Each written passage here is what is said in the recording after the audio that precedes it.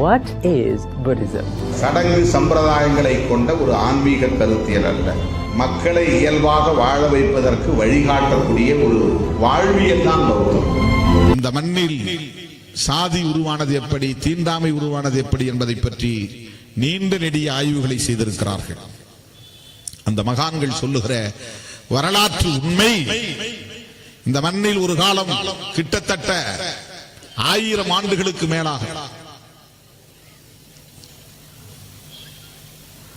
கிமு 2ஆம் நூற்றாண்டில் இருந்து கிமு 12ஆம் நூற்றாண்டு வரையில் 1400 ஆண்டு காலமாக பௌத்தம் செழித்து வளர்ந்திருக்கிறது. இந்தியா முழுவதும் பௌத்தம் இருந்திருக்கிறது. ஓஹோ என்று வளர்ந்து இந்த மக்களை வழிநடத்திய மார்க்கமாக பௌத்தம் விளங்கி இருந்திருக்கிறது இந்திய மண்ணிலே. இன்றைக்கு அது அடிச்சுவடே இல்லாமல் போயிருக்கிறது. பௌத்தத்தையும் சமணத்தையும் அழித்தொழிக்கிற யுத்தம் இந்த மண்ணில் மிக கொடூரமாக நிகழ்ந்திருக்கிறது.